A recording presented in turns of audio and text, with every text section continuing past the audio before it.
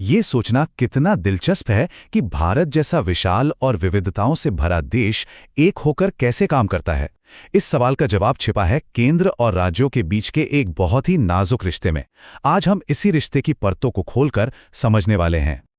जरा सोचकर देखिए, एक ऐसा देश जहां हर कुछ 100 किलोमीटर पर भाषा, संस्कृति, रहन-सहन सब कुछ बदल जाता है।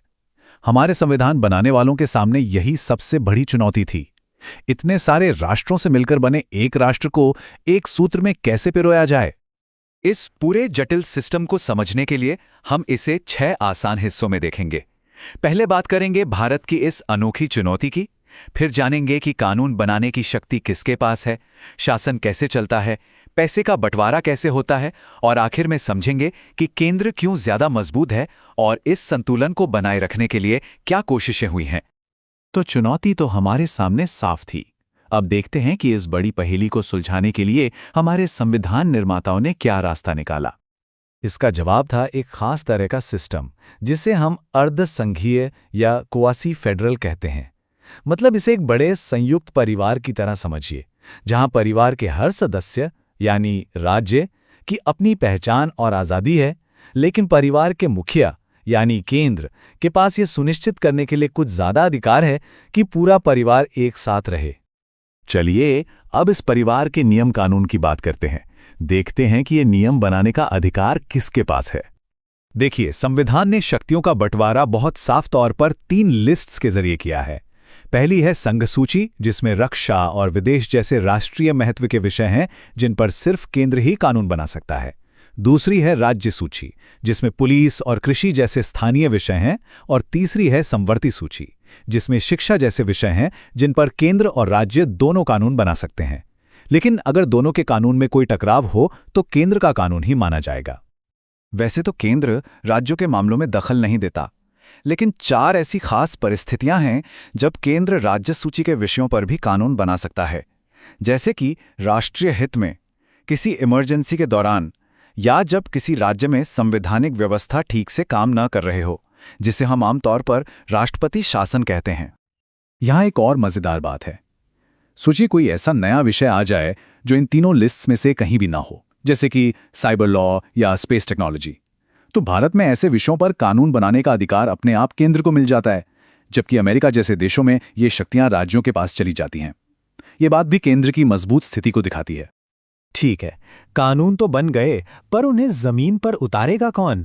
अब बात करते हैं प्रशासनिक संबंधों की, मतलब गवर्नेंस की। एडमिनिस्ट्रेशन के मामले में भी केंद्र के पास ज्यादा शक्ति है। वो राज्यों को निर्देश दे सकता है और राज्यों के लिए उन निर्देशों का पालन करना जरूरी होता है। मिसाल के तौर पर, अगर केंद्र राष्ट्रीय सुरक्षा से जुड़ा कोई निर्देश देता है तो राज्यों को उसे मानना ही होगा। और फिर आती हैं आईएएस और आईपीएस जैसी अखिल भारतीय सेवाएं, जो केंद्र और राज्यों के बीच एक पुल की तरह काम करती हैं। इन अधिकारियों की भर्ती तो केंद्र करता है, लेकिन इन्हें राज्यों में तैनात किया जाता है।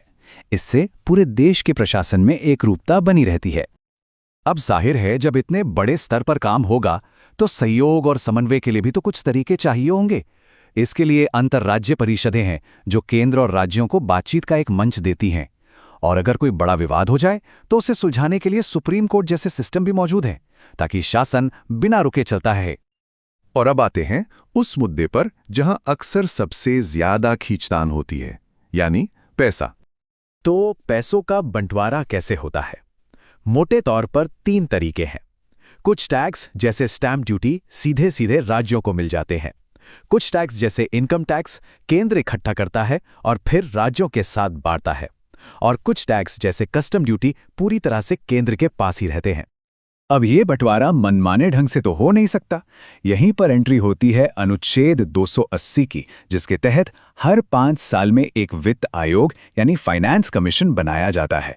ये कमीशन ही सिफारिश करता है कि टैक्स का पैसा केंद्र और राज्यों के बीच कैसे बांटा जाना चाहिए। और हाल के सालों में इसका सबसे बड़ा उदाहरण है जीएसटी काउंसिल। ये एक ऐसा कमाल का मंच है जहां केंद्र और सभी राज्य सरकारें मिलकर देश के टैक्स सिस्टम पर फैसले लेते हैं। इसे सहकारी संघवाद का एक बेहतरीन नमूना माना जाता है। तो सवाल ये उठता है कि हमारे संविधान निर्माताओं ने केंद्र को जानबूझकर इतना शक्तिशाली बनाया ही क्यों? इसका जवाब हमें इतिहास में मिलता है। हमें ये याद रखना होगा कि भारत का जन्म किन मुश्किल हालातों में हुआ था। देश के बंटवारे का घाव ताज़ा था, 500 से ज़्यादा रियासतों को एक साथ लाना था और एक गरीब देश को विकास के रास्ते पर आगे बढ़ाना था। इन सब चुनौतियों ने हमारे संस्थापकों को ये यकीन दिलाया कि देश को एक रखने के लिए एक मजबूत केंद्र का होना बहुत ज़रूरी है। लेकिन देखें, कोई भी रिश्ता हमेशा एक जैसा नहीं रहता। समय के साथ इसमें बदलाव और सुधार की जरूरत पड़ती है और इस संतुलन को बनाए रखने के लिए भी कई कोशिशें हुई हैं।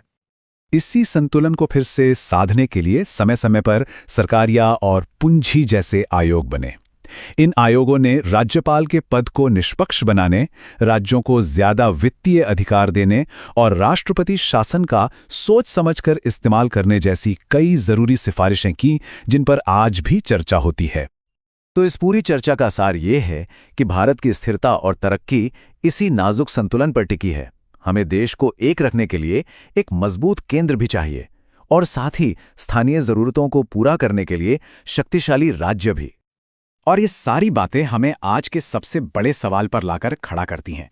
जिस तरह से दुनिया बदल रही है, जलवायु परिवर्तन, डिजिटल इकोनॉमीज और नई क्षेत्रीय मांगें सामने आ रही हैं, क्या हमारा मौजूदा संघीय ढांचा आने वाले 75 सालों की चुनौतियों के लिए तैयार है? ये एक ऐसा सवाल है जिस पर हम सबको सोचना होगा।